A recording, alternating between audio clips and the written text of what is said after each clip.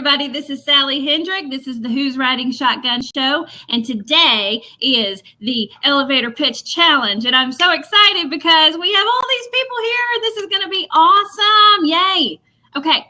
So first thing we're going to do is I'm going to introduce these people I've got up here online. Some of them I've met, some of them I haven't in other groups. It just kind of happened that way. And I know a lot of people in the audience, but very few people have I actually met and talked to very deeply. So this is a great way to kind of get through those jitters when you're getting to know somebody for the first time.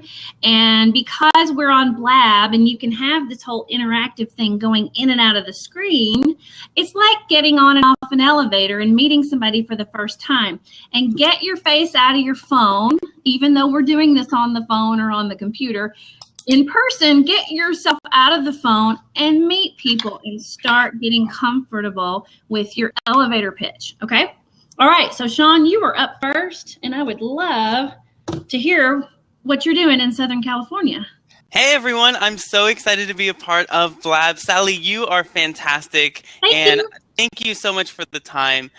So a little bit about me. I have had the opportunity to work with a lot of the big names online, like Ryan Deiss, Eric Ries, and Gary Vaynerchuk. My background is in technical production, so I've worked on several multi-million-dollar conferences and events, like Social Media Marketer World. I was just in Traffic and Conversion Summit the other day.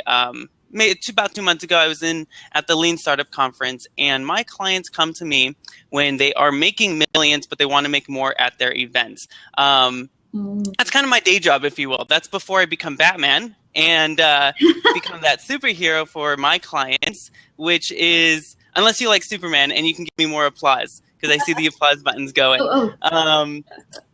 But nonetheless, so I work with Christian entrepreneurs and business leaders, and I help them nail down what they're doing and help them create that impact that they're so driven to pursue.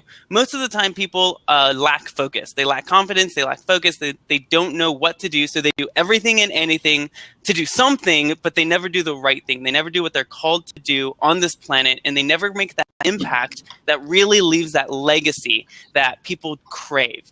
And so I believe that they're called to leave a legacy. They're called to leave a multi-generational legacy, not just the success for them, but for the success of their kids and their kids' kids. And so I'm so excited to work with a lot of my clients through that. Go ahead, Sally. It looks like you have a question. I always have a question. All right. So what is it that you would tell Heather that you would be able to do for her or for someone she knows to, maybe kind of bring her into your world? Because you never know. Even if Heather's not a multimillionaire doing big events, maybe Heather has got some connections and some ideas that would help get you referred. I think that's a great question. So let me clarify. So that's my day job, but that's not what I'm on here to do. That's not my pitch. So okay. If you do have a conference that you're looking to do, if you can totally hit me up. But the reason why I am up here is because, like I said, I work with Christian entrepreneurs and business leaders, and working with them as their business and strategy coach, taking them from all of the backstage access I've had to be able to work with Ryan Deiss and Gary Vaynerchuk and Damon John and some of these big names, celebrity names, taking all of that content that I've been able to learn backstage and applying it to their businesses and to their niche. So I would actually not pitch to you, Heather, because I don't know if I want to work with you yet. And you don't know if you want to work with me, right? We don't know if this will vibe if we have. Yeah, so I would love to get to know who you are and what your big dream is, because I don't mentor people and I don't coach people based off of their business, because as high achievers, I work with high achievers, they're going to find the results whether they like it or not. I work with their then. So you have a big business, you have a successful business, what then? What's your big dream, Heather? But who's your ideal client? I do have a big dream and I'm excited to share that, but I don't want to take away from your time on focusing on you. Who is your ideal client that you want to work with? So currently I work with high achievers who are incredibly fun, but also incredibly driven. They have this big God dream, is what I call it, that they want to make a life-changing impact in the world around them through business specifically. So they want to make a lot of money, but beyond that, they want to make a difference. I don't work with people I'm not inspired by. So unless they inspire me and they have this big dream, then I'll work with them. If they just kind of want to make money, then that's great. They can find another business coach who's going to help them do that.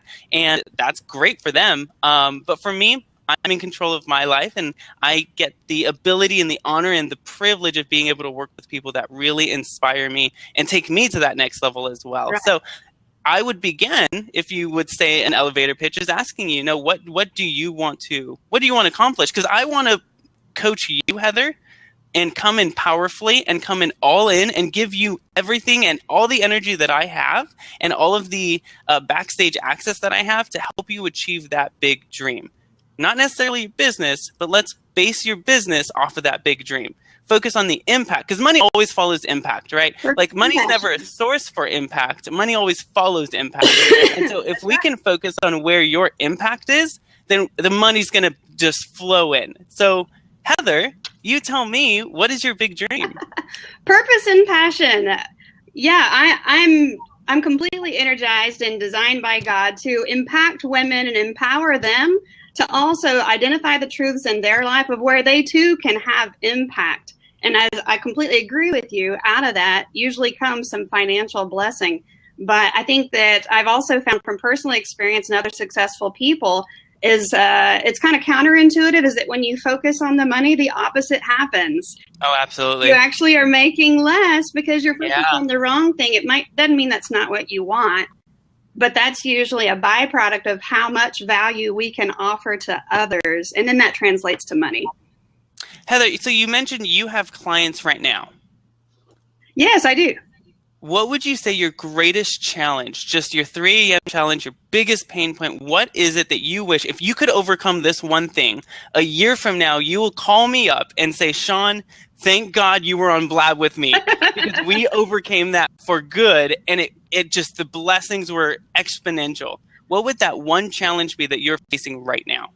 I will confess that on the internet right now, that my number one challenge is actually finding, by my personal qualifications, like-minded women who have a similar vision that I can partner with so that we can band together, because a cord of 3 strands is not easily broken.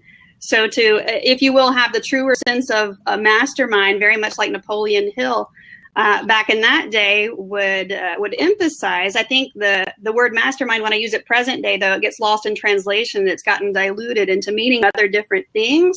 And so I'm not looking for the common definition. I'm looking for the truest sense of a mastermind, of somebody who, not just by what they're doing, because that can translate across any industry, but truly in their heart, spirit, their mindset, most of all, because that's what we have control over. And so my main challenge to answer you is finding those women who feel, live, and act similarly so that we can actually multiply that impact and value to others together, because relationships are the greatest commodity in life. That's great, Heather. Would it be okay if I ask you something deeper? Sure, go for it. So from my understanding, it's getting clients that really vibe with you. Like, they are your vision. They have the same sense of, I'm sorry? Referral partners. May or may not so be referral clients. Partners, not clients, but referral partners, specifically who are sending you people. Right. Or they could be actually become formal business partners in certain entities. That could happen. But just to connect with those people anyway, and that channel will kind of self-define. Yeah. So let me ask you this question. What are you doing now to create them? To create those relationships? Yeah. Well, the root of that struggle in creating the relationships is finding the people who think and feel that. In other words, I'm still in pursuit of finding those places where I can meet those people. Does that make sense? No, absolutely. Can I challenge you there? Sure you can. Give it to me. Awesome. Thank you, Heather. So I have 1 minute and 50 seconds. So I want to say that I think your bar is too low. If I can challenge you in that way and say you need to raise your bar higher and expect more from your current client, people you're currently working with. I'm a big believer that getting clients, getting referral people, getting business partners, that's fantastic. And sometimes what happens is we look for them and we don't discover that we can create them. The people we're working with right now, we can pull that out of them. people are waiting for someone to look at them and tell them there's greatness inside of you, there's this vision inside of you, let me pull that out. So I would encourage you, and I would love to work with you one-on-one. What I do is I offer 2-hour complimentary sessions for absolutely anyone and everyone who wants it. And what I do is I really work with them on developing these 5 words. And if you have a pen or paper or you want to type in some things, perfect. These are 5 words that I want you to write down. The first word is vision. This is knowing your God dream, knowing where you're going and why you're going there. The second word is strategy. This is knowing how to most effectively get there and putting the right systems in place to make sure that it's ensured success. The third thing is mindset.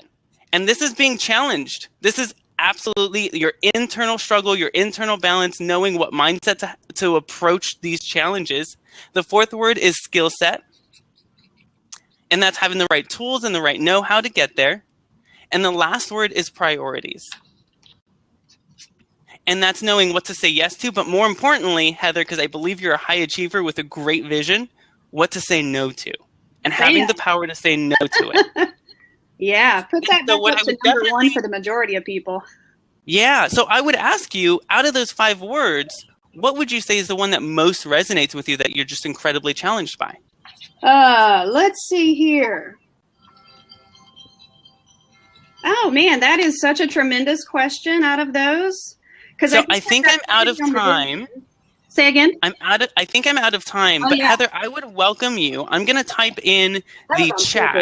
I would. This is a perfect time for typing your connection in the chat. Yeah. So that you can I would love to type the elevator. Yeah. So I would love to give you my calendar. Go ahead and set up a 2-hour session. And Heather, I believe that I want to give you, I will set aside 2 hours just for you, absolutely free, and we will really, really handle this challenge of referral partners, so much so that a year from now, you're going to be so extraordinarily amazed at the results that you're going to get. I believe in massive action for massive results. So Heather, let's take that. Let's do that. Let's get in, dig deep, dream big, and get to work. Wait, that's backwards. Oh, that doesn't show forward. No, it's forward. It was forward to us. It's forward. Oh, okay. It's forward for me. Yeah. Yeah. It's just not to you. Okay, so look, he's got his calendar open. Wow, people. That's big. All right, you can't be kidding now. That just got recorded, Sean. Do it. Fill my time up. I'd love to work with you. Like I said, I love to dream big, dig deep, aim higher, and really, I mean, I don't know if you're a believer, but I work with Christian entrepreneurs and business leaders. And if you believe in a good God who breathes out universes, who moves mountains in a moment's notice, who creates miracles, if you believe, then let's believe. Let's really take action on our beliefs.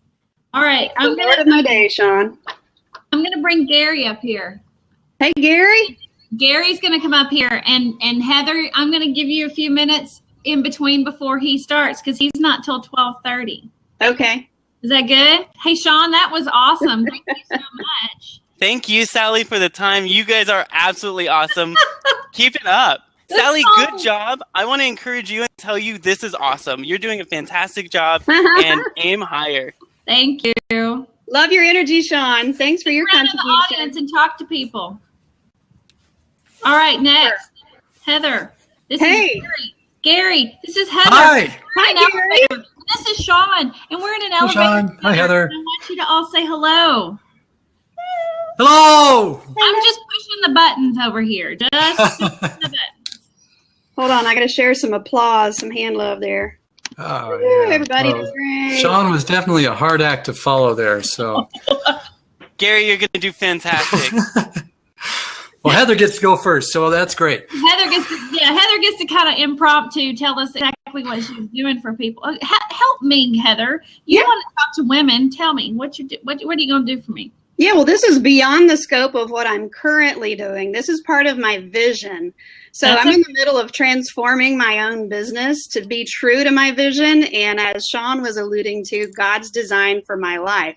Because I was convicted in 2009 that I was doing something really wrong My worth was, like this in the whole scheme of the universe, and didn't feel like I had any impact, that if somebody had cleared me off the side of the road, nobody would miss me or knew I was ever here. That was 2009. In 2010, I actually had a moment where I did ask God to take me out of this life because of that.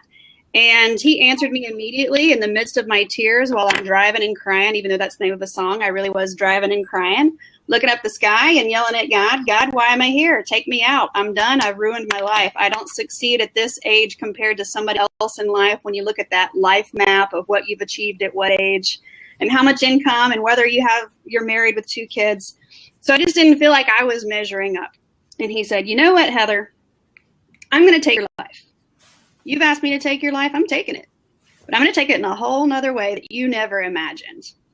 In fact, if you'll wake up every day and give me your life, I'm going to show you brand new blessings and opportunities. And I told him, God, I don't know what you mean by that, but that's not the answer I was expecting.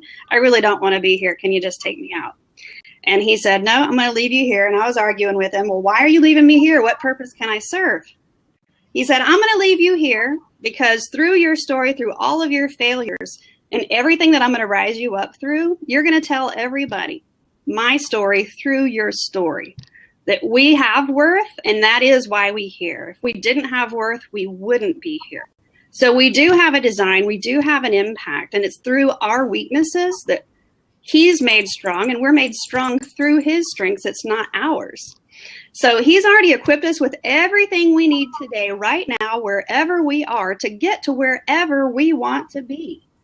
So long as we acknowledge the truths of how we're made and designed, we are all great. We all have greatness within us, and we have the ability and the choice to pursue that which God has already blessed us with.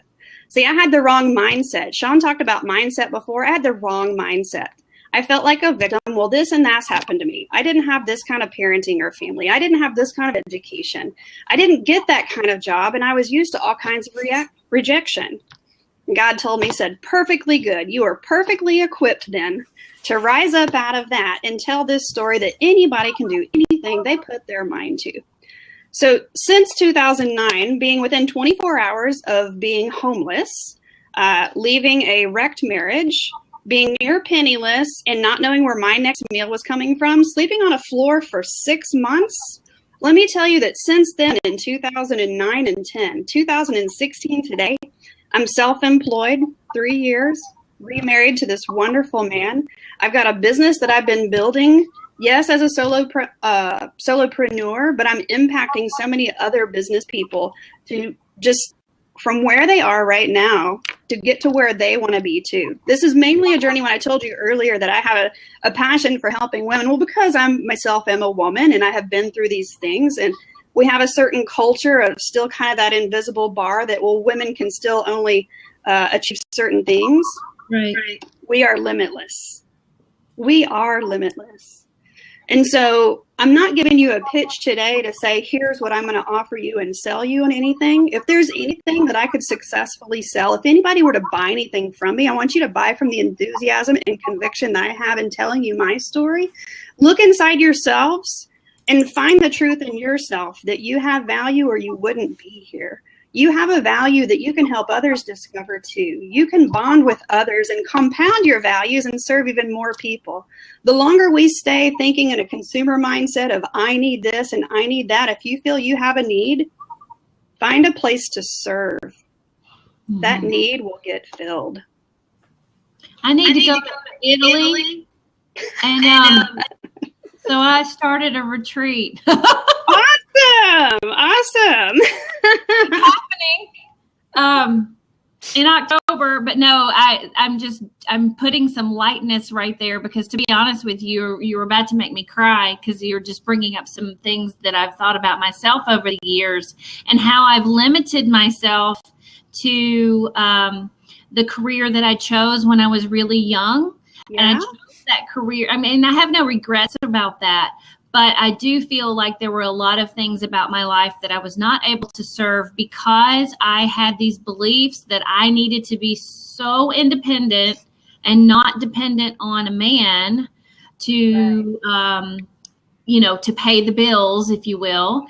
Even though I've been happily married for 22 years, I've always been so fiercely independent in my career as a result of my parents' divorce and the impending 13-year court case after that.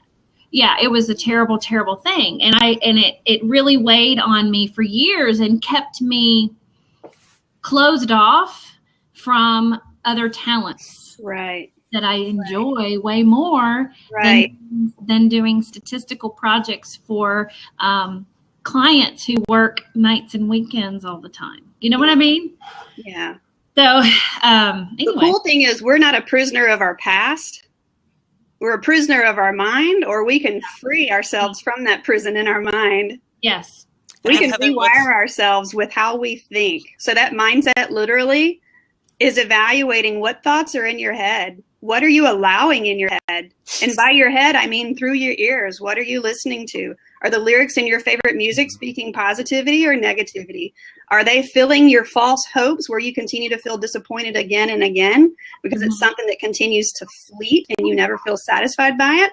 Is it from what you watch on TV? Is it listening to people's gossip? There's all kinds of poisons and toxins that help us rewire our head. I say help us because inadvertently, a lot of times we're not aware that that's seeping in, that everything that takes place in between here affects everything. It does. It absolutely does. Thank you so much for doing that. I really appreciate you impromptu jumping in here. Yeah, one day I'll sell something. Yeah, one day. Me too. One day I will. It'll happen. Hopefully May 1st. Thanks for having me. Thank you. Hey, listen, Sean, I'm going to say goodbye to you and bring Wendy Anderson up here. Bye, everyone. She is going to be Sean. Gary. You guys are awesome. Rotating. Thank you. Okay, so Wendy, Gary's next, and you're after him. So if you'll just call in, that would be awesome, and then you could be part of this. And Heather, whatever you want to do is fine. If you want to stay, or if you want to give the other corner to somebody in the audience who may want to. Definitely want to increase participation for you. So whoever wants to raise their hand and pop in, definitely get here. Give me a second, says Wendy Nicole. Yeah, it's okay. Wendy, just come in. I'm going to hold a seat for you, so don't worry. You're going to call in 2 minutes. Okay. All right. So if somebody else wants to hop up here, and then we'll have Heather say goodbye. And thank you so much for being here. And you can definitely talk in the audience. Do the chatting or whatever. And I wanted to go in and Heather. Question real quick. And don't worry, I will give you your full time, Gary, because I do have some breaks built into this. All right. Okay, so let me go to Annalisa's question real quick. She says, I'm curious what you all did to master or at least hone your pitch. Is that Annalisa right there? Okay. Why don't you just ask the question on here? That would be great. Yay. All right, Heather, I'm gonna say goodbye to you, and then Wendy's gonna come up in your spot. Thank you. Farewell, everyone. Great to see you. Bye. Hi, Heather. Hey, guys. Okay. I hate kicking somebody out. That just feels so weird. All right, Gary. Gary, hello. Where are you from? Hi. What are you doing? Hey, Annalisa. Hi. Do you want me to ask my question? Yeah, sure. Ask your question. So, it's not my turn yet. I'm up in a little while, but I'm just curious what everyone did to master or hone their pitch. I mean, obviously it takes time and you practice and you figure out what doesn't work, but what other tools do you access? Are there books or websites or coaches that helped you to get to a really good point with your pitch? I loved watching Sean pitch. That was amazing. And I just wondered, how does that happen that you get really good at that dance? Practice and more practice and more practice, and honestly to watch other people, but then to be as natural as possible. Don't ever say anything that you wouldn't normally say to your friends, or come out with what you're going to be talking about. At least that's my approach as a woman, as a a friend. I feel more like a sister to people, and then I do anything else. Like I'll tell you you have spinach on your teeth, but I'll do it off to the side so that you're not humiliated in front of someone else, and then we can laugh about it later. So, you've got to just talk to people, get comfortable talking with people. What do you think, Gary? Yeah, I totally agree with that. One thing I've learned is that you have to use your voice in order to find it. Oh, Yeah, you do. Right? Exactly. So you can think, you can all be in your head, but until you actually start using it, it won't develop. You won't come out. It won't emerge. You won't become uniquely you. You have to use it, practice, fall on your face, get back up, and try again. Great. Which is what I'll probably do right here. My question is the question, right? So I said, obviously, time and practice. And so the answer is time and practice. Okay. Yeah, exactly. Time and practice. Great. I'll be back later. I just wanted to ask my question. So thanks for letting me do that. Okay. All right. I'm going to let Wendy come up. Thank you, Annalise. I'll see you in a few minutes. And then Dallas was wanting to jump up and be on the spot too. Let's see. We've got, hey. All right. All right. I'm going to start Gary's time. Hold on. Time. I'm giving you a full 10. All right. Great. Get to know us. Yeah. Well, first of all, I have to thank Heather for she actually gave a really great setup because sharing her story, because so often we find ourselves in situations where we're in this almost dark place. Mm-hmm. Right? Has anyone out there had days where you just feel overwhelmed or just, right? Had those days where you're just going all the day. You're feeling burned out. You're just overwhelmed. You're stressed. You have too much drama.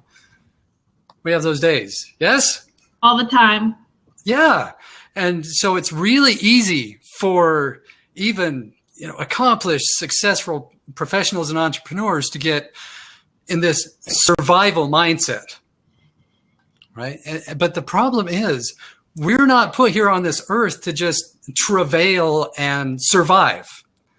We're here to prevail and to thrive. Mm-hmm. Yeah, it's like the difference between... Say that again, the first words, and then I want to write that down. So we're not meant to travail and survive. How do you spell travail? T-R-E? T-R-A-V-A-I-L. Travail and survive. We are meant to prevail and thrive. I'm typing that in. Yeah, it's the difference between living in a world that's just gray, right? This world of gray, to going to this vibrant, beautiful, colorful world of beauty and abundance. That's the difference between surviving and thriving. And we're not meant to just survive. We're meant to thrive. So what do you do? How do you survive and thrive, Gary? Right. Well, I had to go through my own journey to discover this, right? I was in that dark place. I was in a job that I thought was going to be my dream job, and I ended up crashing and burning, and I had to find my way out. And as part of that process, I discovered that, we all have, just like we all have like cardiovascular systems and neurological systems, we have these life systems. And one of those systems is the physiologic or thrival system. So everyone has one.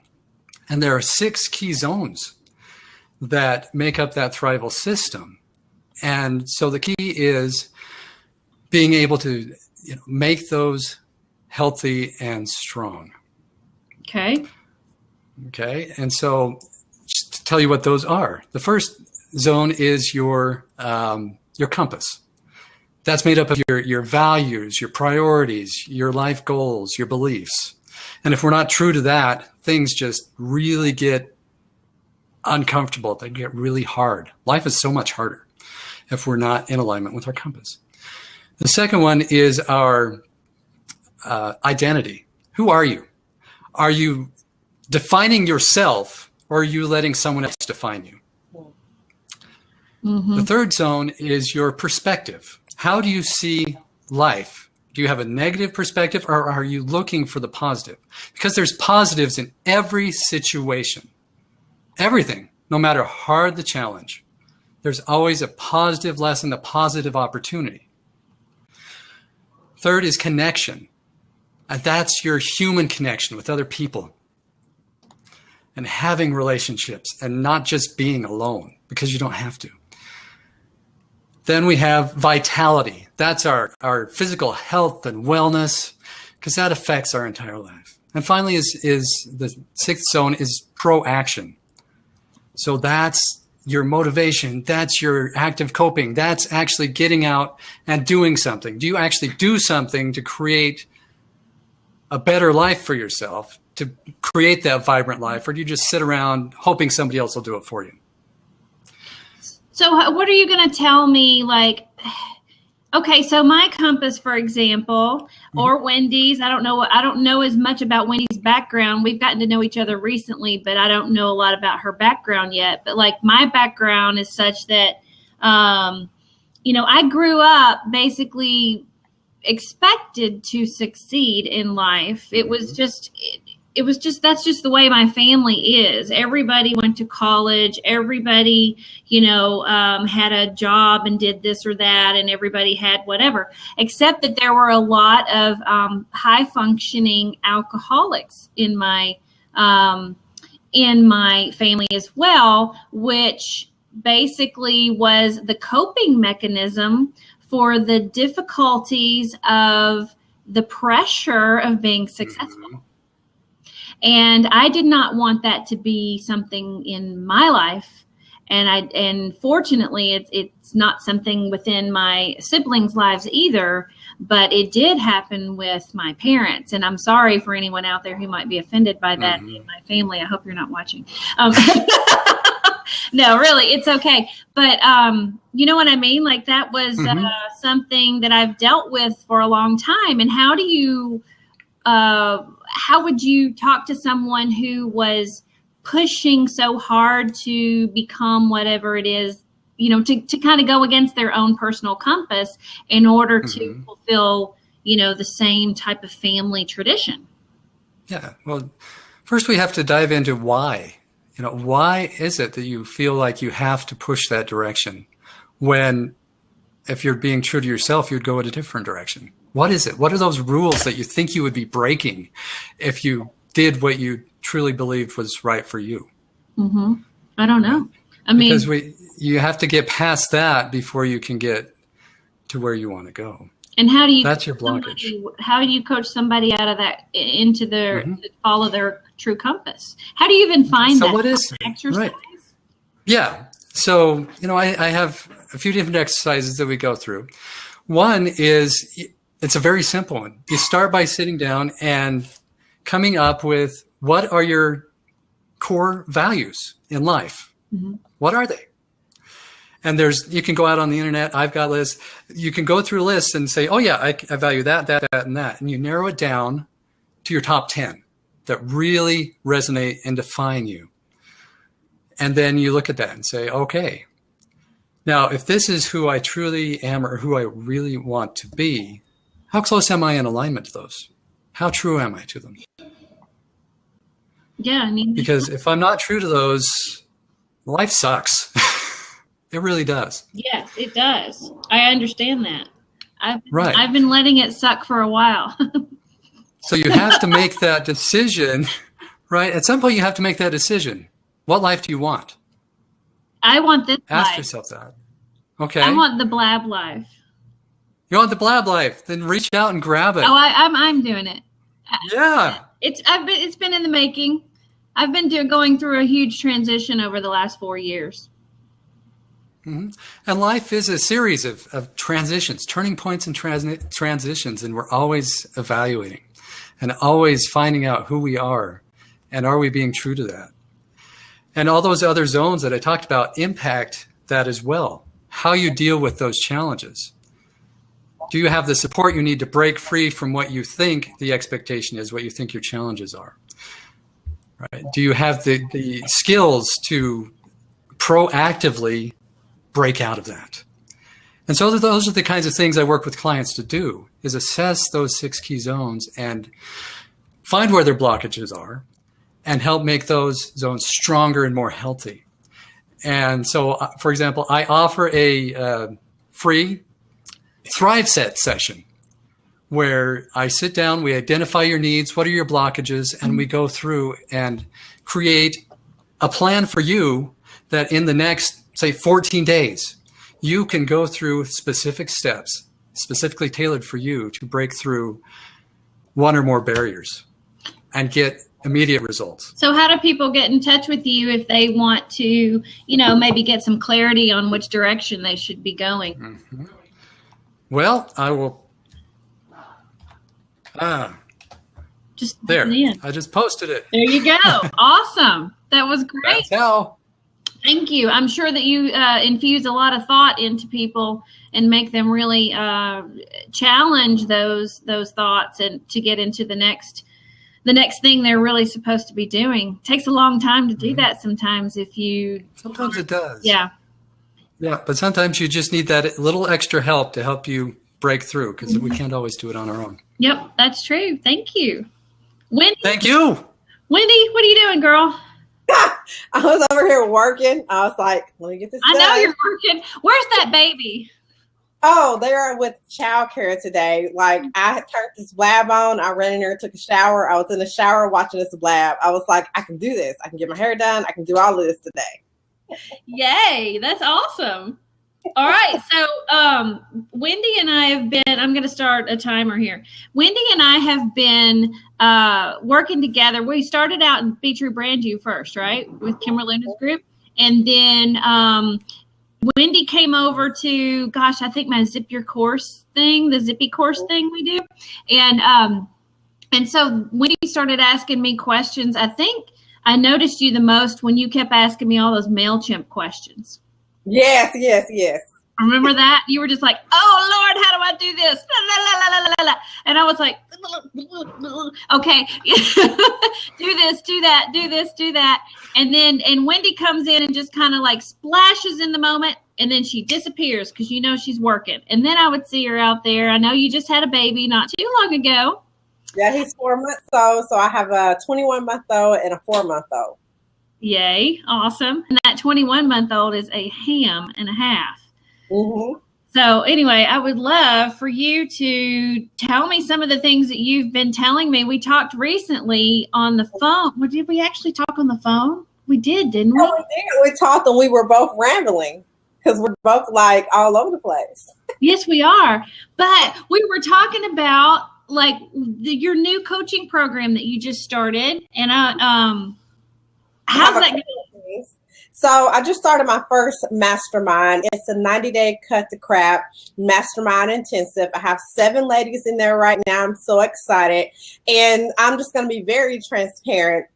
I normally work one-on-one with clients, and I love my one-on-one clients, and it makes me great money, but it doesn't allow me time to really create products for passive income. And so I've been talking about my smart business success systems that's going to be dropping soon. The landing page just got done. I was like, well, I need money to still pay my bills and still work with clients and still build this passive income program. So what do? So I had my notebook full of notes and I said, hot damn, I've been thinking about doing a mastermind. My 30-day cut the crap boot campers have been begging me for something longer. And I thought this would be great. I can use them as my beta test while I build my program and I can still get paid and they get what they need. So, I'm helping all 7 women individually build their business or grow their business because they're in different phases. And while I'm helping them do that, they are my test dummies as I actually go into Zippy courses and build my smart business success systems. So I got a lot going on in a short period of time. So in 90 days, my business will be transformed. Yay. That's awesome. So how have you already gotten into the modules? Wendy happens to be one of my beta testers for a course called Zip Your Course, which is a step-by-step technical tutorial that teaches you every little thing you need to do to create your Zippy course and get it packaged and ready to be sold. And I want to hear where you are in that. Are you doing well with that? I'm at the beginning. I had to put it on the back burner. When I started the mastermind, I really needed to get the ladies up and going and kind of get their productivity up. So I pretty much have gotten them settled. And for some crazy reason, I decided to rebrand my business too. So I'm working with my website developer to get her all of that content. So I've committed a suicide here. But I did start the modules, and I like the information that I'm learning. Some of the things I didn't even consider, like your website security and all the things that go into building to collect payments for Zippy courses for the program that we're using. It's very useful, and it's not so overwhelming. I'm not for sure why Derek didn't give us a robust training like you have created, but I'm definitely glad that I found it. It's going to be easy for me to plug and play. Well, yeah, and that's what the others have been saying too, that they're whipping their courses out now because they know how to do all the technical hookup. But what I want to know is, like, what are you going to do in those courses that, like, why would somebody want to take a course from you? Because, like, obviously that's going to be less expensive than, you know, your coaching, your one-on-one coaching, or are you doing this as a supplement to your coaching? Well, it could be either or. When someone actually works with me one-on-one, it's an opportunity for me to do a 360 review of their entire business, either if they're just starting out creating it or if it's already existing. So it's an actual customization to what they want, and it's a hand-holding step-by-step process. If they were to enter into my Smart Business Success System, I'm pulling it up right now because I have so much going on, I'm going to give them the meat and potatoes of what they need to have. If they follow the blueprint, they'll have what they need, but they won't have like one-on-one access to me. So of course, yes, it's going to be more economical, of course, scalable for me. I can increase my impact to help more people organize their business so that they can make more money easier. Yeah. Well, and also when you have a group and then the people can discuss with each other, it's almost like they can kind of get the group coaching networking going on inside the group. And that gives you the opportunity to kind of come in and, like, I like to call it the voice of God who steps over and goes, "Hello, everybody. I'm here to teach you today." And and you come in, you say your blurb, what it is you need to say, what it is you need to teach. Maybe you're taking a lot of the questions and conversations out of the group and coming to the side and going, I need to come up with something to talk about here. And then you come back and, like, "Hello, everybody. I see you're working on this. And today I'm going to teach you about this and try to address some of your questions." And that way, you can address a lot of people at the same time, and they can be working, not having to spend as much money with you, but you are going to make more money because you can serve more people at the same time, right? Right. With me being in the online space for the past 3 years and looking and seeing what everyone else is talking about in the marketplace, I decided to create Smart Business Success Systems because there is an essential step that we're all missing inside of business, especially if you're a service-based entrepreneur that wants to dominate in an online space. I'm learning that a lot of business owners don't have a proper business infrastructure to set up. Yeah. They don't have client onboarding in place. They don't have any systems and processes documented. A lot of people, when I talk about systems and processes, they automatically think that I'm always talking about some type of tech gadget.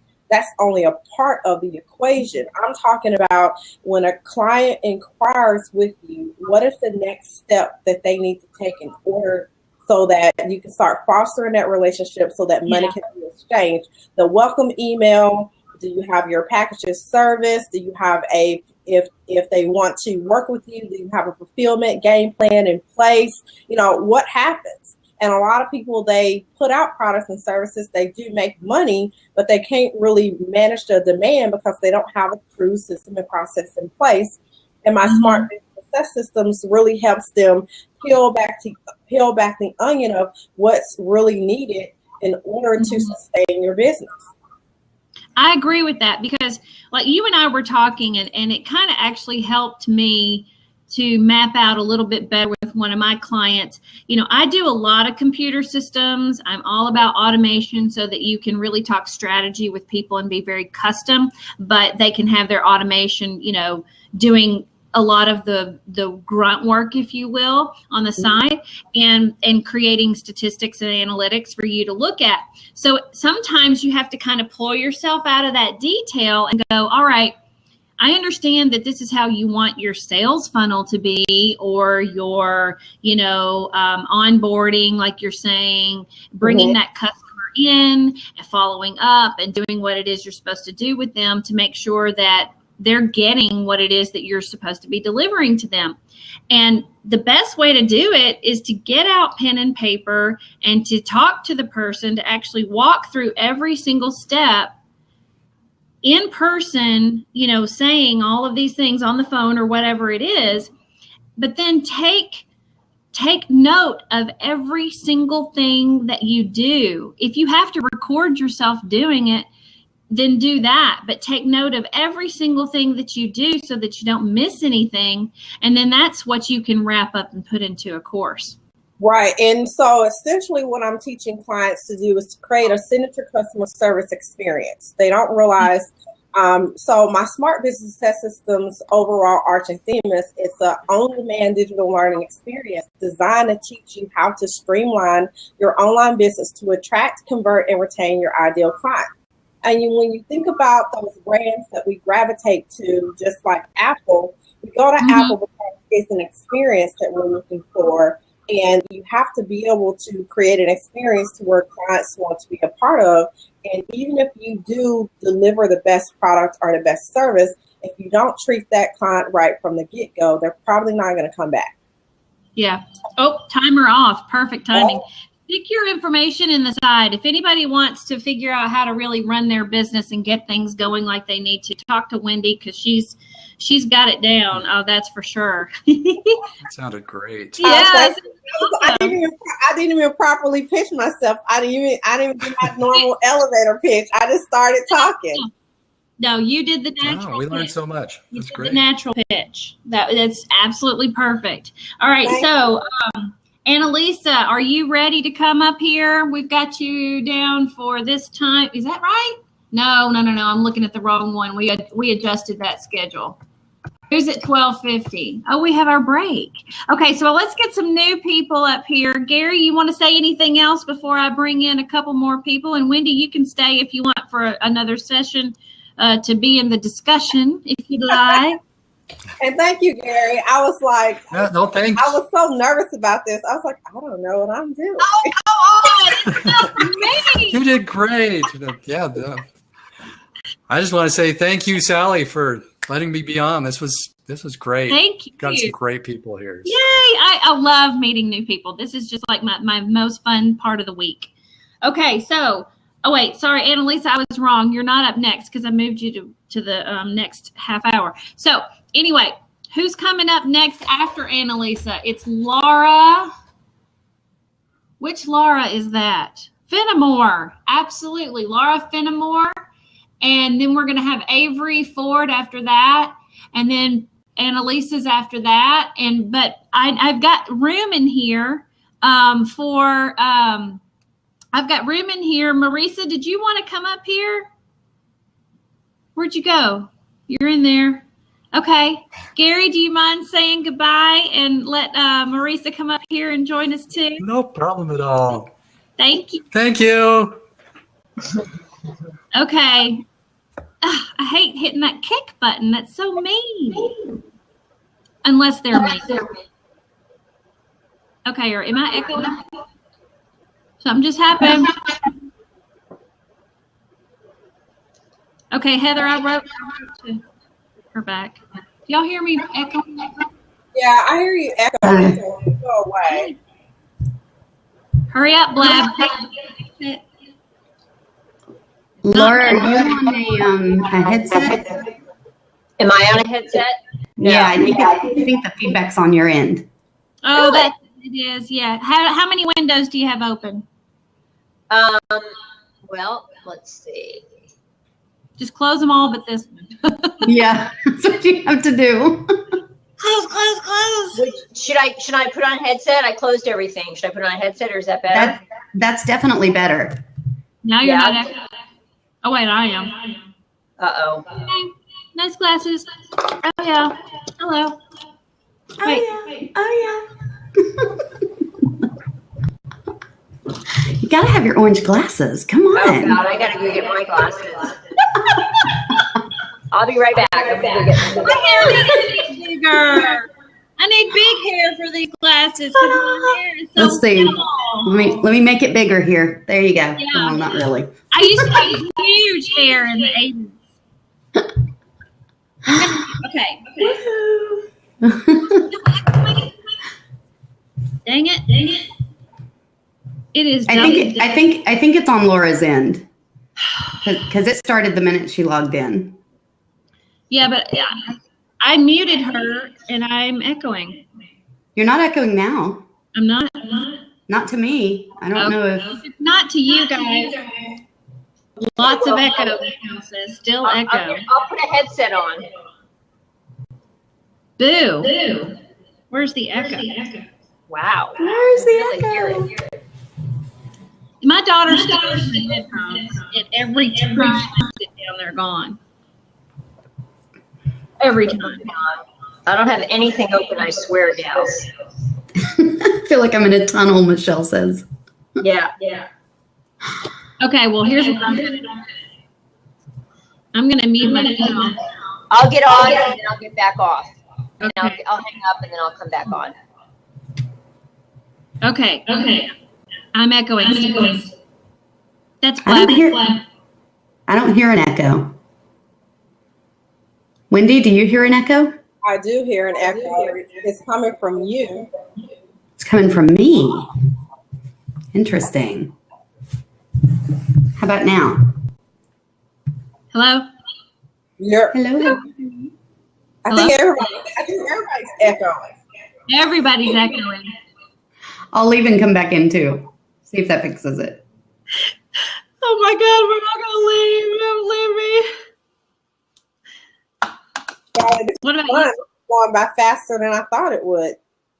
Well, yeah, it goes by fast. Hey, you and I are not echoing. No, we're not. Ooh. So- Marisa. So let's see what happens when they log back in. How about now? Hello? Darn Are we it. still echoing? We weren't when y'all left. Yeah, no, I heard that. I did hear that. But the echo was But not you- that bad. I think we can proceed. Okay. If you Are have you your echoing? headphones. Are you echoing now though? Seriously? Yeah. Weird. Oh, yeah. Yeah. I definitely hear the echo. You Do you all think here you- have. Does everybody have headphones? No, Me. I don't. Darn it. I don't even know if I have a pair of headphones. I have never had this problem before. Might mess up. Let's see. Well, it stopped. Did it stop? It's not There's that a little bit of echo. little bit of one. Okay. All right. I'll tell you what. Here's what we're gonna do. We've okay, darn it. Why do I keep doing that with my schedule? I've got it on the wrong screen where I fixed it. I keep plugging it into the chat pod. I'm laughing so hard because the last email I got from Wendy was, now what the hell are we talking about? That's funny. Good.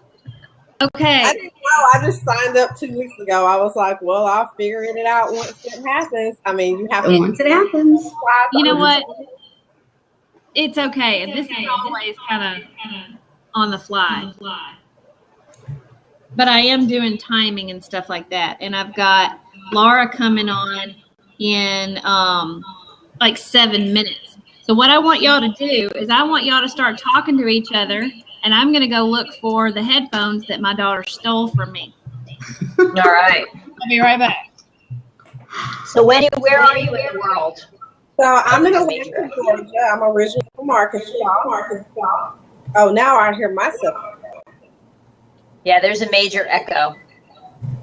That is so crazy. You know what I'm I'll on top. do is I'm gonna hang up, and you guys can tell me if when I hang up it gets better. I don't think it has anything to do with it, but who knows? I was going to do that actually. You're on a headset. I'm not. So let me try that. Okay. Can you hear All me? right, Wendy. Can I you can hear hear me? you great. I don't hear an echo. Do you? No, I put my headphones in. Can you hear an echo? No. No echo. No, I think it's that wonderful woman. All right, Sally. Hey. We kicked off. We didn't kick her off, but our darling woman left, and there's no echo anymore. So we think that's where it's coming from. Well, I got these. Woohoo! I'm not going to use them if we don't need them. Woo! I think Annie took the headphones to school. That chick, I swear, my little girl is a mess. I can't do anything around here without her stealing everything I've got. Yeah, I feel bad about the other gal, but I think that's where the echo is coming from. Well, Marisa was just popping up to say hello, which she is part of my Zip Squad. She's amazing. She did all the graphics for it, and oh my God, they're amazing. Hey, email. would somebody give me a couple of claps here, even though I haven't said anything, just so I have some. Thank you. Love the love. I gave you some claps. Give you girls some love. Thank you. Thank you guys for the props. Okay, so Laura Fenimore and Wendy Anderson are on the screen, and I'm typing that on Twitter and sending it out. Why not? We'll see what happens. I had a couple of people from my Facebook group tell me that they couldn't get in. So how soon will we have this replay to share with everyone? They couldn't get in. Yeah, I don't Where know. I don't know. You know, they have to. Well, I shared it from this link where it says share the last 30 seconds. And then I shared it from this link before we went live. Did you share it on Facebook? Yeah. I shared it on Facebook a few times, and I shared on Twitter a few times. So one thing that I've experienced is that I can't get on Firefox, but I can get on a Chrome. Maybe that can have something to do with it. Yeah, Chrome. I use Chrome for everything. Even if I'm doing Uber conference, it only recognizes through Chrome. Like, people can lurk in the online meeting area, but they can't actually show up and be heard. So I just don't even use Firefox for anything anymore. Karen, do you want to come up here and be listening to Laura's pitch? Karen, Coach Karen. Because after that, let's see. I don't know what I would do without. She's eating. That's great, Karen. I love it. Well, fine. Just eat. Everyone gets to eat. Okay, that's fine. Yeah, if I was really hungry right now, I would probably eat too. Mm-hmm. But I actually had something to eat before we started. The headphones make me feel crazy. Or they make you crazy? Mm-hmm. Okay. Uh-oh. What? Now we hear a little bit. That's okay. Now I'm hearing a little feedback. Uh-oh. Wendy, can I mute you then? Yes. Oh, so it's me, and I'll be compliant and put my headphones in. Just do it. Just do it. And I've got these from my piano. I literally had to go get these from my electric piano because I can't find my normal headphones.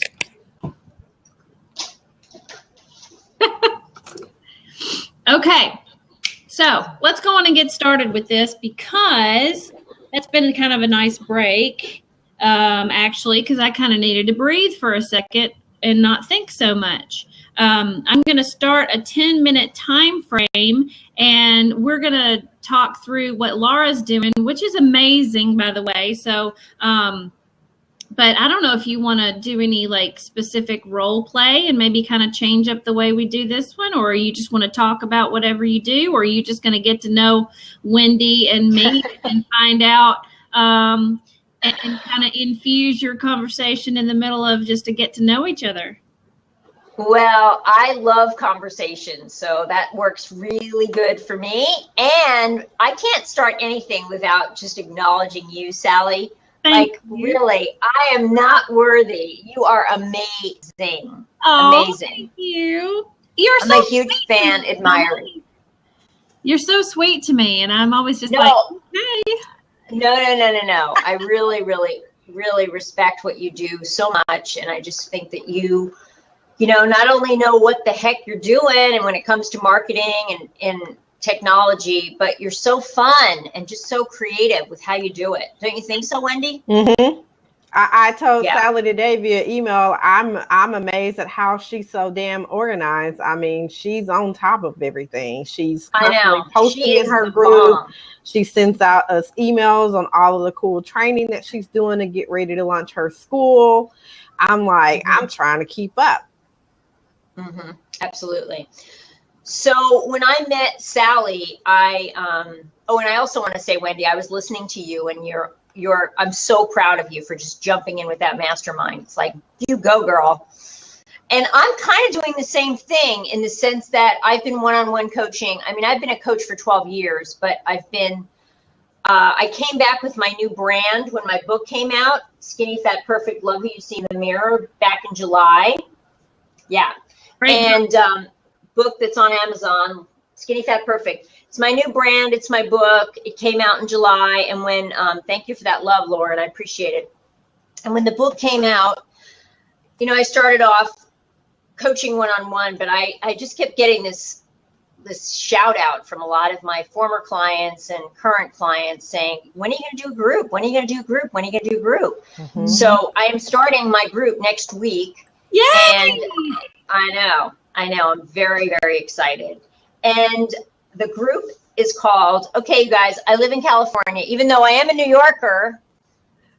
So like I'm rooted, but I also have that airy-fairy Northern California sensibility, and just understand that it's called You Are Enough, releasing weight and worries as you learn how to dance with Source being God, Spirit, whatever. Mm-hmm. Because the work that I do in the world is all about teaching women through guidance and love and support, and with massive amounts of tools, how to learn to love themselves from the inside out.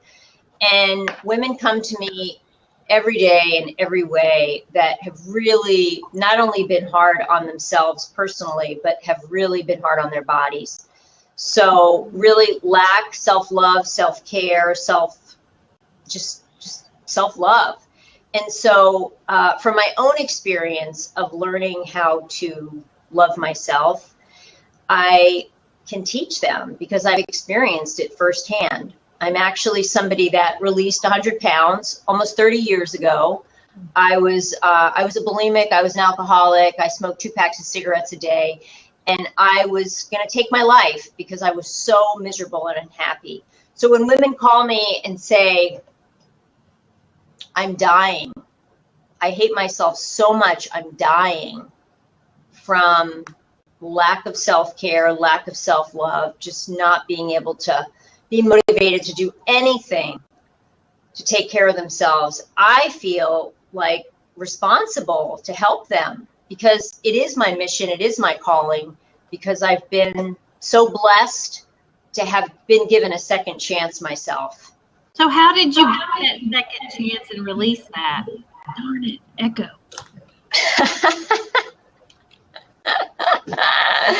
So I that's the grace word. That's the God word. I really feel like I'm not in charge. I'm just following orders. And when the way that it actually happened, and I talk about that in my book, is I actually was on the verge of suicide. Are you okay, Sally? You look like you're gonna. I exploded my ears out. Oh no. Okay, so wait, go back. You were on the verge of suicide, and how did you do this? How did you release Yeah, so I was on the verge. I was raised with severe child abuse, and I was in foster homes, and I was just ate my way and drank my way and drugged my way through that miserable time. And by the time I was 24, I was planning my exit, and I just had what I call an angel who came in my life and said, there's help out there. There's help and hope. And there was nothing that I had tried at that point that had given me any reason to believe that there was hope. But there was something about this particular individual that just made me start to think. That's why our words are powerful, people. And I know that you all know that. But when we hesitate or hold back on saying something inspirational or motivational to somebody, say it, because people do make a huge impact on us. Mm-hmm. So I just heard her, and at that point I hated myself and I hated my father and I hated my mother so much that I was like, okay, if I kill myself, everybody will win except me. And I was very cocky back then. So I entered into help, and I just was like desperate, which I don't encourage anyone to be desperate in any way, shape, or form. But at the time I was desperate, and I got myself enrolled in help and got very, very, very involved initially in 12 steps. And that started to turn my life around, and I released 100 pounds, got clean and sober. But I had this illusion that I was going to get thin, and then all of a sudden all my problems from my childhood would go away and everything would be fine. Mm-hmm. And ironically, the first thing that I heard when I got thin was, well, now you look horrible. Like people were very critical and judgmental of me, and that was not what I was expecting. So I learned right off the bat that people are judgmental no matter what you look like. So it doesn't matter. Models get as much criticism and judgment as, people that are in the beauty myth considered not attractive. So no matter what we look like, no matter what we weigh, no matter what age we are still going to be judged and criticized. And the key is, of course, to learn how to love yourself from the inside out so that you can just let that slide off like Teflon. And that doesn't mean that we're not human and that we're not going to get hurt, but it's how to deal with that hurt without drinking, drugging, eating, using, abusing. So what is it that what's your group going to do next week that you've started? So the group is going to be 6 months. We're meeting twice a month for 75 minutes. And, I have a whole page, actually. It's at skinnyfatperfect.com/program-page. And I can put that URL in here. Is that it? Yeah, it is. It's page. Yeah, actually it is. Let's see. Yeah. Mm-hmm. Yeah, that's it. Let me check it. So that's the information about the group. And what I'm doing is I am handpicking everybody for this group, 10 women. I have 6 that have already said yes. I've interviewed a lot of people, and not everybody has been a fit, because I want people that are willing and able to go beyond the diet mentality. Not that the diet mentality isn't important, because let's face it, people do want to release weight, let go of it for good, and take care of themselves, and health is supreme. But I want people that are willing to do a little bit more emotional excavating and spiritual work. And not everybody's up for that or ready for that. And that's okay. But really, my ideal clients are women that are ready to do the deeper work. Well, see, and you know what's funny about that is that I was doing fitness and wellness coaching. Can you hear me? I can hear you great. Okay. I was doing fitness and wellness coaching to start out online, because that was what that was how I got kind of introduced to the, Facebook groups and all of that stuff about 4 years ago. And I really liked the way that was being done, but I needed to go through a weight loss situation myself, but mine was not as much. It was a little bit about releasing some baggage, but it was really more about me slowing down long enough to make food. I was eating out 90% of the time and then snacking at home on crap. And of course, even if I didn't overeat or even if I ate healthy things, I was doing one or the other. I was either overeating the healthy things or I was undereating just the crap. And it made me tired and all of that. But then I ended up, getting into learning how to do things methodically. And so my way of doing things is give me the steps and I'll just do it. I didn't need the mindset work as much. It was kind of like, just tell me what to do and tell me when to schedule it and do it. That's just the way I work. And so when I started working with people, that's the way I delivered it. Here's your schedule, just do it. And then all these people would be like, oh, I can't do that. And I was like, oh, okay, well, maybe that's not the way people need that. And then over time, I had to start doing mindset work and I had to start doing all these other things with them. And to be honest with you, it was very difficult for me because I didn't come from that place. I came from a different place. And so I needed to coach different types of people. And I learned that over time. And then I figured out, damn, I'm way better at teaching them how to do technology.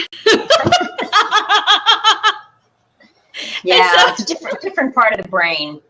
And I appreciate you sharing all of that, Sally, so much. And of course, I'm a very, very, very heart-centered person and not a heady person at all. That's why technology has not come easy for me.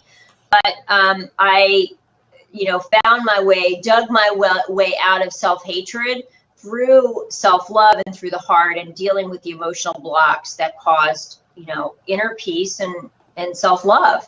So for me, it's all about that. And when people have used systems that they have tried and failed over and over and over and over again, then it's like, it's the heart and the mind coming together, and they haven't connected that yet. And you've got that heart side that you can deliver to people that they need so much. Yeah, and of course the reality is that there is the mental blocks that are caused from emotional pain that people have not been willing to or aren't willing to look at it. And then, my work, just so you know, my work is not that thin is well and fat is bad. It's like, take that myth and take it away. My work is that our health, emotional, spiritual, and physical, is supreme. And how my butt looks versus how my heart, what kind of a human being I am in the world is what matters. And when people are spending a tremendous amount of time hating themselves and hating how they look, they're really just sucking their life force. And I want people to enjoy their lives and not obsess about dieting and what they're going to eat and what they're not going to eat. Because life is just too sweet to be obsessed about food. I mean, food's a good thing. It's medicine for our bodies. But to be obsessive and compulsive about it there's another element that needs to be looked at. I totally agree. Well, I put your link over on the side. If anybody wants to get with Laura about her challenge coming up, now would be the perfect time because she's about to start a 6-month deal. I am. Work on your mind. Exactly. Sally, I've got to run. I have a client coming in. And I thank you so much for today. Thank you. Avery, come up here. Nice to meet you, Wendy. Nice to meet you as well, Laura. Thank you. Yay. Yeah, I agree. And I think anybody wanting to work on that needs to contact you because I really do like your approach. Hello, Avery. Thank you. Thank you. I actually just put the link in. If people want to talk to me, they can just make a 30-minute consult appointment. Yeah. Okay, perfect. Do that. Yeah. All right. Awesome. Well, you want to sit up here for a minute for this next round? We can also bring somebody else up if anybody wants to come. Karen, did you finish eating? Or Annalisa, are you after him? Actually, Annalisa, why don't you come up? All right, you come up after Annalisa and say hello because we're done after Annalisa because Kevin had to, unless Laura, Lauren was going to come up here. I don't know. I don't know if she's still here. I can't tell. She's here. She's here. Okay, somebody is echoing or has some noise going on. Avery, why don't you say hello? Hey, how are you, Sally? Good, how are you? You too. Yeah, nice to meet you. I've seen you online in places, but I don't even know where. Probably in like Facebook or Periscope. Those are my hangouts. Those are your hangouts. Cool. Those are my stomping grounds. Awesome. So No, I didn't. Hold on. Annalisa's having a trouble. You're not coming in for some reason, Annalisa. Let me, there's also interference on the line. Do you hear that? Yeah, let me unplug my headphones, plug back in, see maybe that helps. Okay, yeah, there's something coming. How's that? Did it go away Something's- and come back? No. Why don't you refresh, Avery, or try to come back in? Blab is having their moments.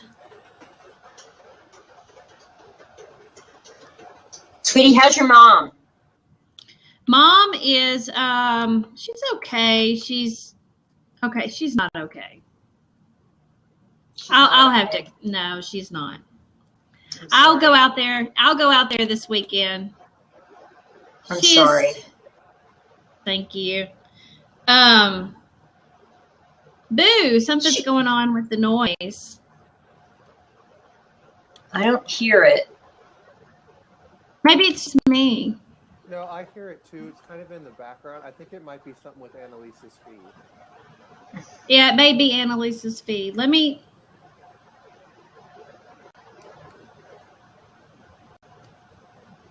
No, it might be you, Avery. Hold on. When I hang up, does it go away? Let me see. I'm going to kick you. I'm going to kick you. Do you hear it, Sally? I don't hear it right now. Do you hear it? Yeah, I hear it. Let me kick you real quick. Okay. And you can come back. Try to come back. Yep, it was Laura. Laura, I don't know what happened. And here comes. Hey. Okay. Laura, it was you. I don't know why. If it does it again when you come on. You know, I didn't do anything different. Do you hear it now? Yeah. Really? It's not, I don't know what it is. It's so weird because I didn't do anything different or change anything. But thank you so much. Of course. Love you. Be praying for Mom. Love you too, sweetheart. All right. I'll be here. Okay. Okay. Bye. Okay. Annalisa, I don't know why you're not coming up. But Avery, can I hear you? Can you hear me? Can you hear me? Yay! Yes, I Yay, can. Awesome. Yay. I've been wanting to find out about you. Tell me what's going on. I've seen you out there, and I know that you've gotten some props from some big names who were like, was it Shalene Johnson that said, I love to listen to your voice? Yes. Shalene Johnson and Nicole Walters have been like shouting me from the rooftops, which is really amazing. And I'm like, that's so cool. And now Nicole has kind of become a mentor to me. She'll help me out and call me. She's really wonderful. So what I do is I help spiritual entrepreneurs, people who are coaches, who do one-on-one work. I teach people how to identify, attract, and book their soulmate clients. Because okay. all of us who do one-on-one work, we know that every client isn't your soulmate client. We've all been through those periods where we're so hungry to get the work, we're so hungry to do what we want to do, that people are having a hard time hearing you, Avery.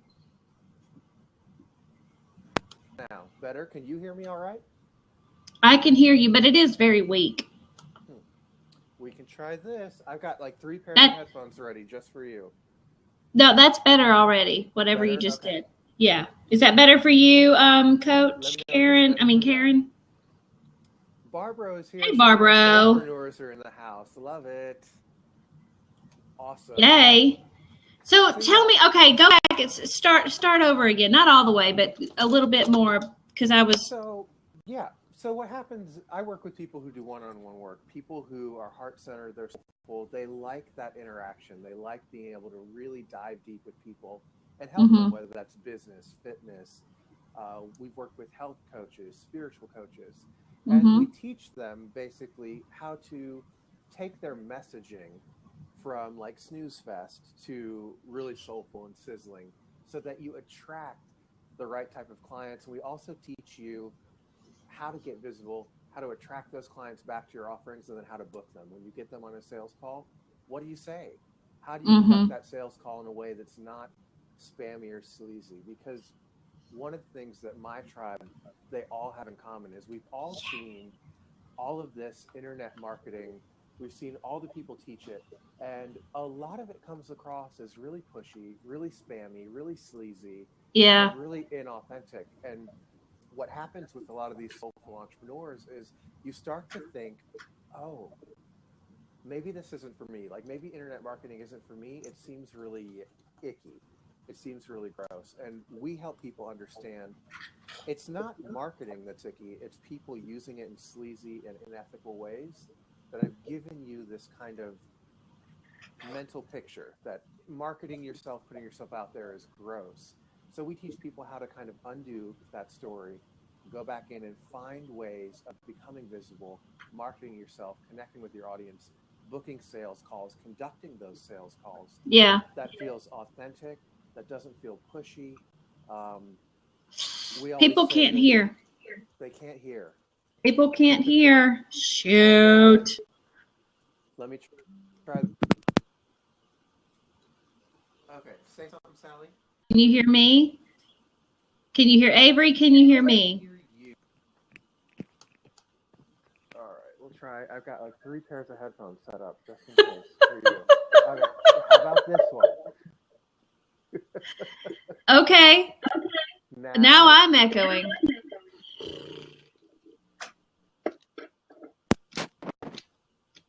Hello, hello. Hello, hello. Hello, hello. Oh, that was loud. I had it turned up really loud because I could barely hear you, Avery. And so then when Annalisa spoke, it was like... That wasn't nice. Oh my God, that was hilarious. Okay, call Avery on the phone, Skype. Oh, I can't Skype. Well, I've got the camera on one. The mic level, it's not a computer. I'm on the iPad. So I'm just plugged in with headphones on the iPad. Do you have a window open on a computer too? Nope. I'm going to close everything else, make sure there's nothing else open. Yeah, close all your iPad stuff.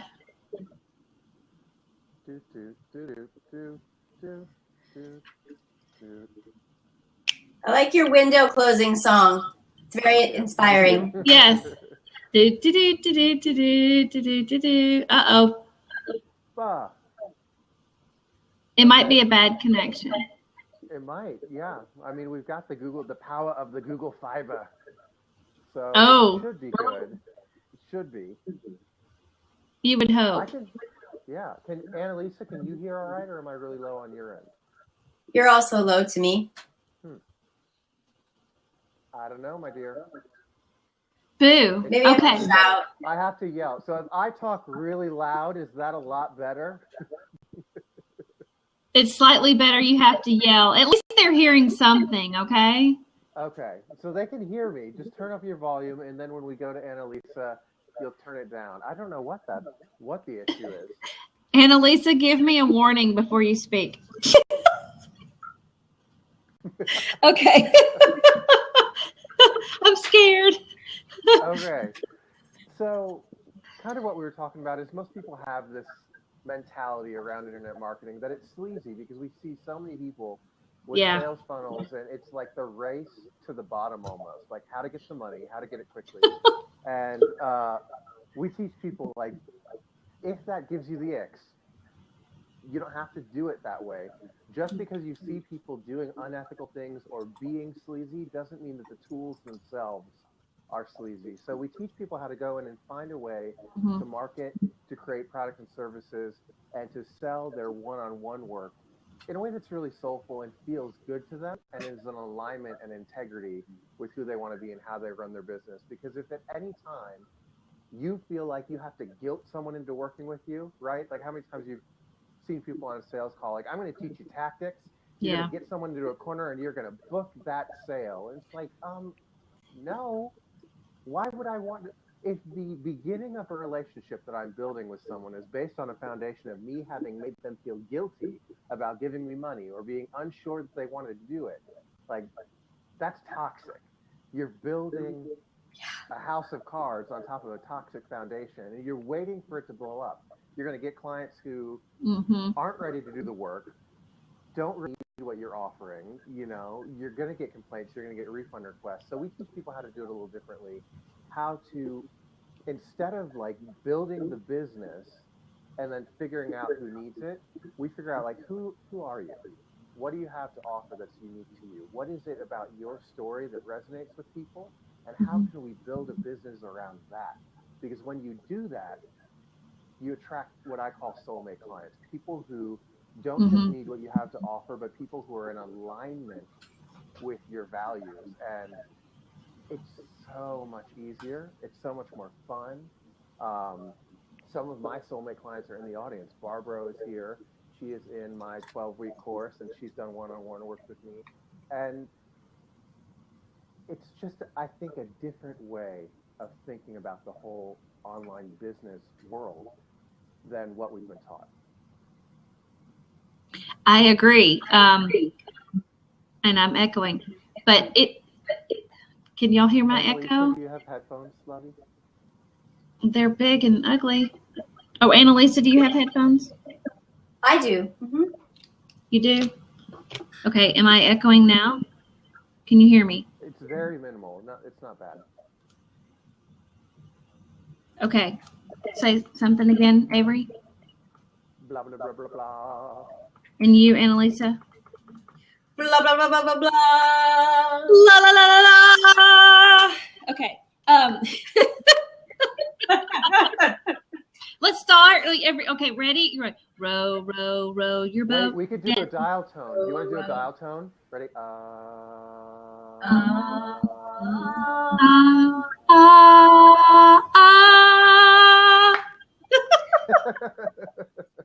I was going with it. Okay. I am the one echoing. Dang it. Why does this happen? We'll try again. Okay, I want to keep talking because you're kind of drawing me in here, Avery. I'm echoing with headphones, which is ridiculous. Called the Blab Gremlins. Oh, I agree. There are Blab Gremlins. I can't talk. Coach Annalisa real quick, right here on the screen. I'm ready. Let's do this thing. Tell me a little bit about what you do. Do you do one-on-one work? What's your business like? I do. I'm a writing coach. So I work one-on-one and I also work with groups. Okay. And what about your story kind of got you into that? What was your path to get there? Tell me a little. That's really interesting.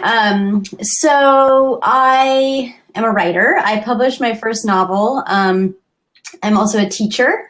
And so it's a really good fit for me. I had been working with a lot of people on their writing and it really jived. And I was in that spot of flow where things really were working with people and they were really making progress. And I said, yes, this is for me. And I made the transition. So Sally asked what kind of writer. So I was a writer on a television show for 3 seasons. I've written 2 screenplays, a novel, several short stories, and I've done a lot of journalism. And 2015, don't ask me why, was the year of poetry. So I published a lot of poetry in 2015. So I dabble all over the place. I don't write crime fiction. So a lot of people may not know, my background is in film and television. My degree was in film and media arts, and I was a screenwriter and a director, and then I worked in the film industry for the Chicago Film Festival and for Harpo Studios before I started my business.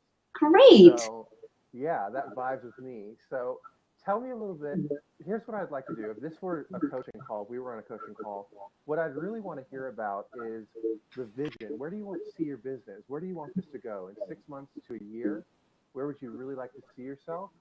Then I'd like to talk about what are some of the roadblocks that you stumble on most often? What are the things you encounter that really seem to keep you stuck? And then if you're open to it, we can talk about brainstorming some ways to get past some of those so that you can start making progress. And I would like to end the call with 2 to 3 actionable things that you could do today to work on some of those roadblocks. And then I'll check back in with you in maybe a week and see how you're doing. Cool. So tell me a little bit, if everything went well in your business, if you made the kind of progress you'd really like to see, where do you see yourself in 6 months to a year? I'm going to knock on wood right now because things are looking really good for this to happen. So I'm knocking on this desk like nobody's business. Yeah, we're doing it. So I want to be, I don't want to have to be in a fixed location so that I can work from anywhere, work remotely. I live in Vermont and it's cold. And I don't like being cold. So it's great in June, July, and August, but I would like to travel a lot more than I do and be able to work while I do it. So a lot of the coaching that I do is via the internet. So I have clients all over the world and that's working really well, knocking on wood. So I want to continue that and just, build my client base, continue to work with the same people because it's so wonderful and magical to see people continue to make progress and move on to new projects and publish and go to their book signings. And I love all of it. So I would say 6 months from now, I would like to be as good, if not better, than where I am right now and be able to choose where I am. Perfect. Can I ask you a little bit of a vulnerable question? You can choose to answer or not. Okay. What's your income level like right now, kind of monthly, and where would you really like it to be in order to have that lifestyle? So my 2016 goal was to get to $5,000 months so that I could then move into $10,000 months. I can tell you that I'm making more than I made in my day job that I left, and I've done that consistently since I started my business, and I'm knocking on wood again because that's pretty phenomenal, and I'm thrilled and grateful that that's happened for me. Love it. Congratulations. I just want to take a second, can we celebrate that? I left my job in November. November 1st is my last day at the day job, and I have made consistently each month more than I've made there. So I know what that is like, and take some time to celebrate that. Thank you. The thing I would really encourage you to do is you've got the clients. Focus on visibility. Where can you go online where large groups of potential clients are, and how can you consistently be visible with them, whether that's Facebook groups, Periscope, Blab, to invite more people back to the work. And then it sounds like you might be ready for something like Facebook ads, finding someone who can help you do that. Yeah, I've been doing a lot of that. Perfect. To get to those 5 to 10K months. But it sounds like you're on the right track. So I just want to acknowledge that and celebrate you and say, yes, you're doing it. And so often people don't celebrate. Yeah. You don't pause to celebrate because you're working so hard. So if we close with anything, I would like to celebrate you and keep going, sister. Okay? Thank you so much, Avery. Thank you. It's true. I see my numbers and I think, well, that's good, but I could do better, right? We always kind of we're thinking for the next level, and it's true. I've done some good stuff. Yay me! Yay! Can you guys hear me?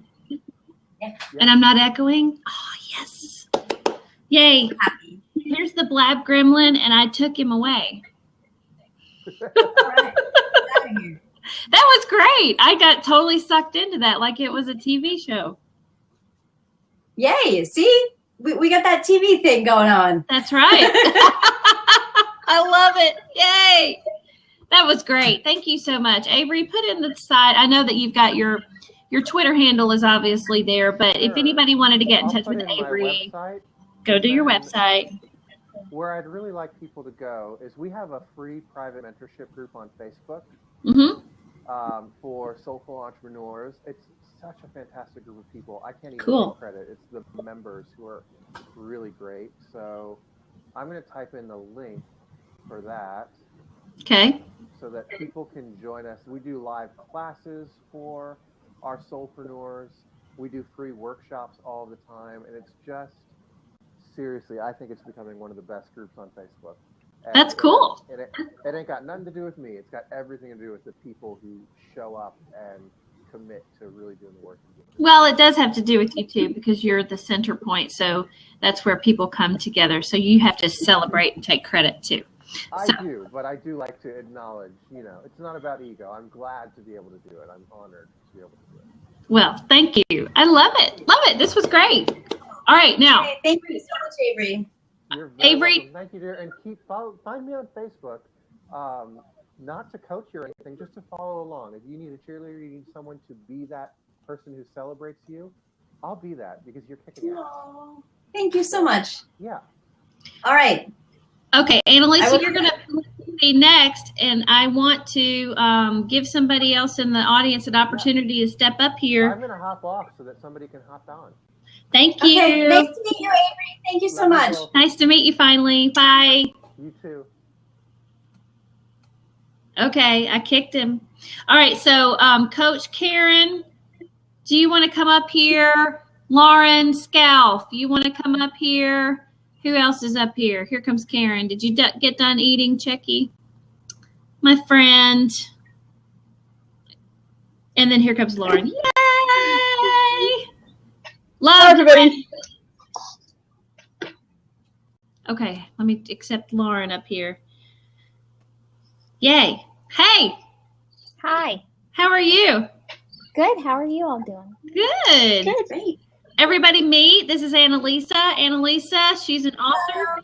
And we've got Karen Fern and Lauren Scalf. And we have been in, now I know Karen and Lauren, they've been in groups with me. And so I would love to introduce you in this elevator and you can talk to us about what you're doing. And I'm going to start your time, Annalisa. Oh, that's me. Okay, great. Uh-oh. So, what happened? So, should I introduce myself, or are we going to introduce Karen and Lauren? All right. So, I'm Annalisa. What floor would you like to go to, everybody? Bing! 13. Everyone thinks it's unlucky, but no, we're lucky today. Yeah, that's 13.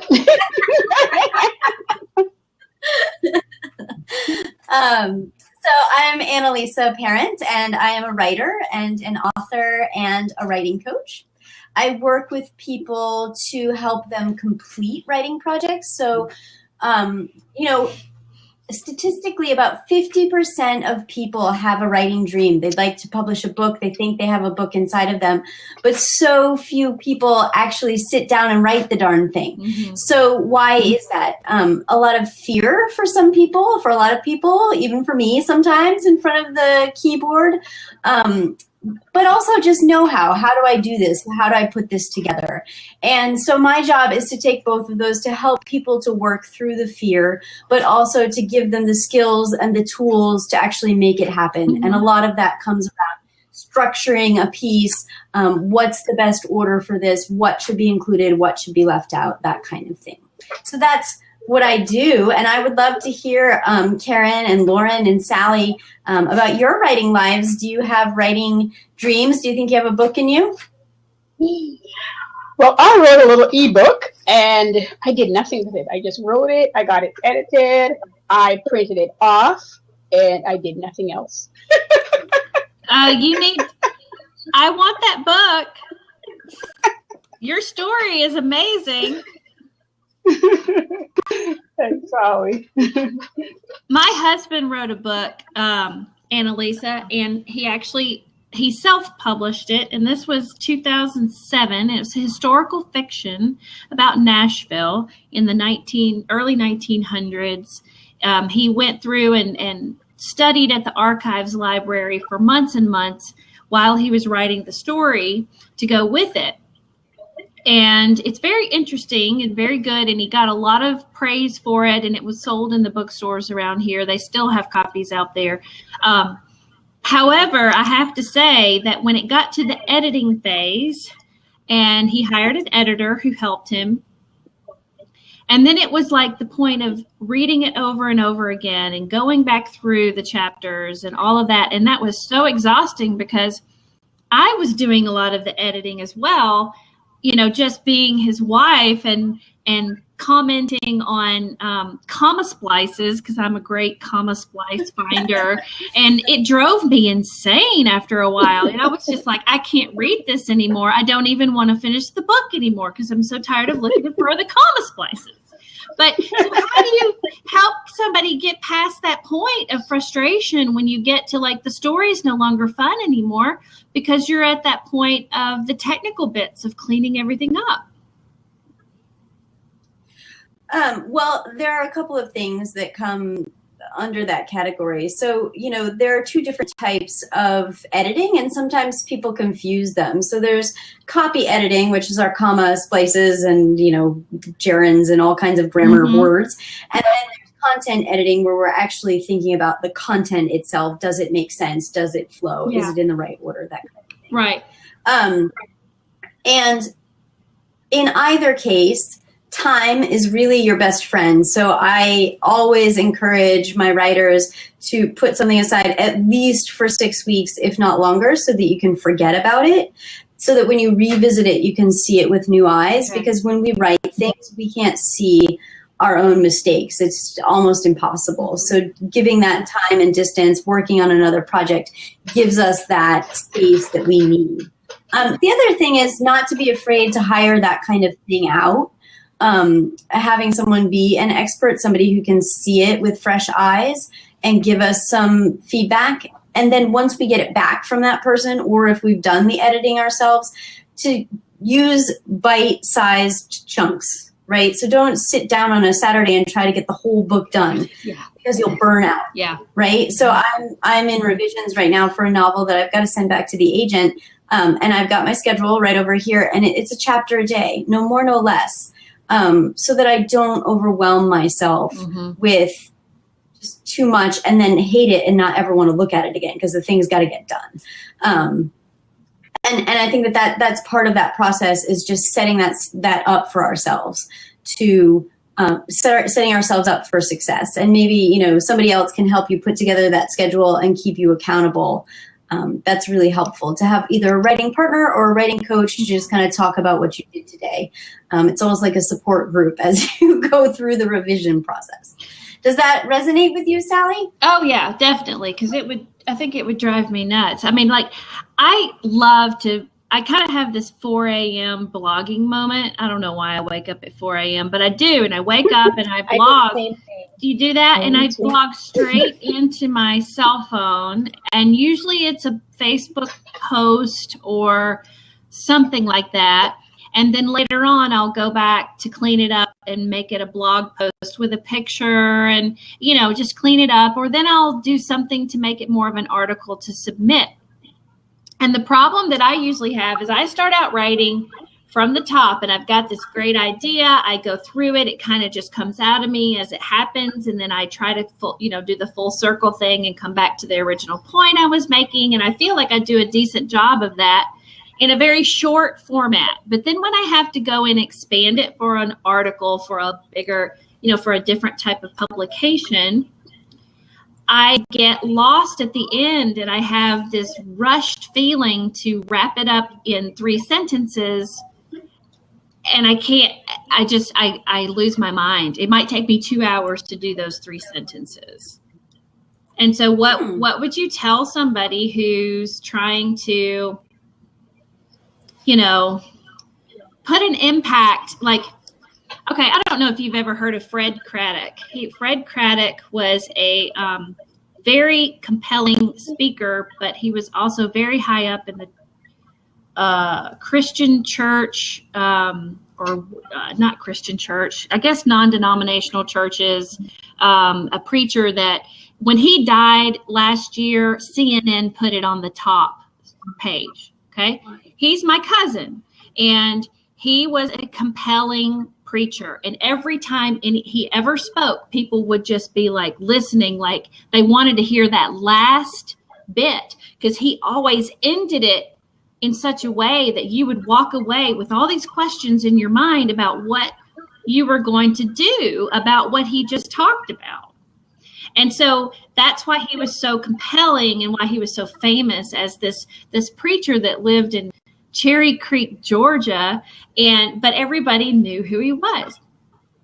And so it's that moment. I'm always trying to like find that ending to a story or something that makes people go, oh yeah, that's what this whole entire piece was about. It was all about that question that you walk away with at the end, so that you carry that conversation with you to the next thing in your day or in your week or year. So I have 2 suggestions for you. Take them or leave them.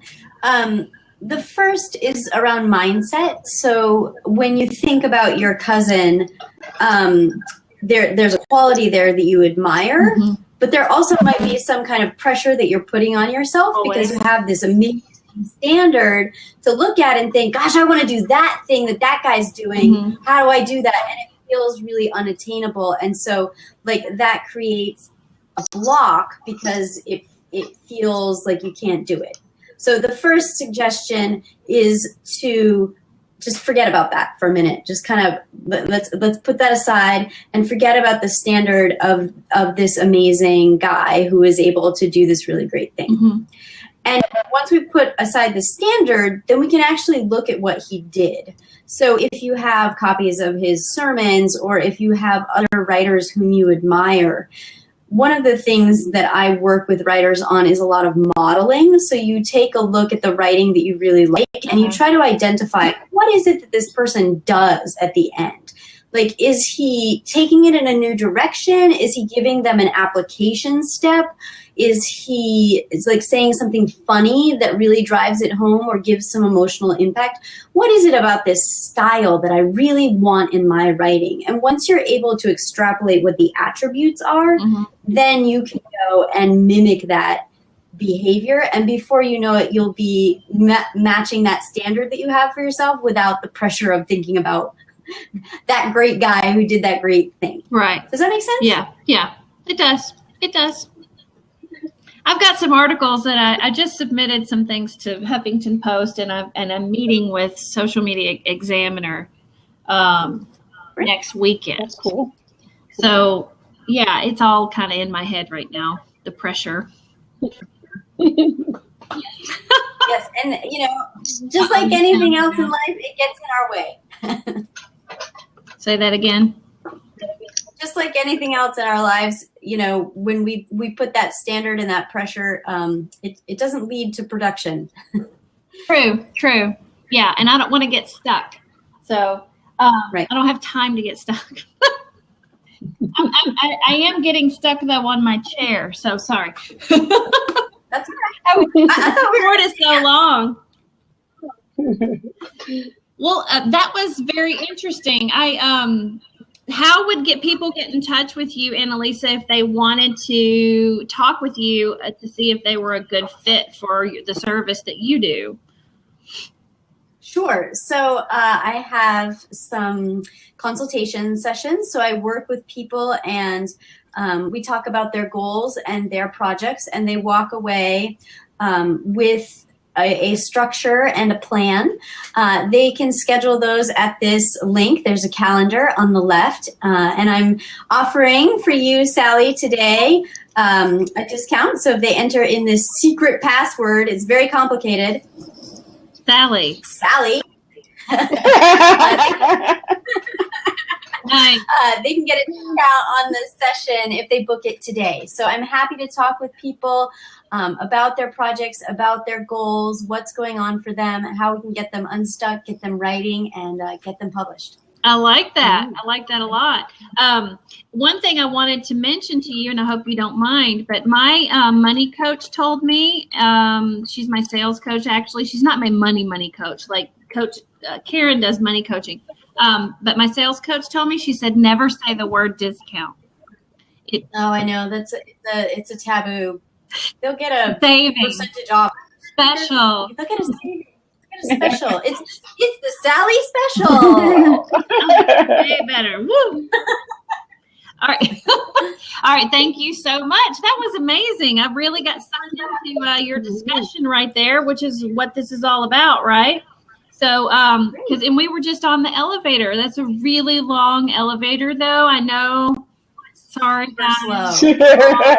Rides. But that's okay. That's the whole point. We're really just kind of taking that initial hello and then extending it a little bit more into a coffee or something. So thank you very, very much. All right. Thank you so much, Sasha. It was nice to meet you, ladies. And I'm going to take off. All right. All right. Lauren, talk to me. Karen, talk to me. We know each other here.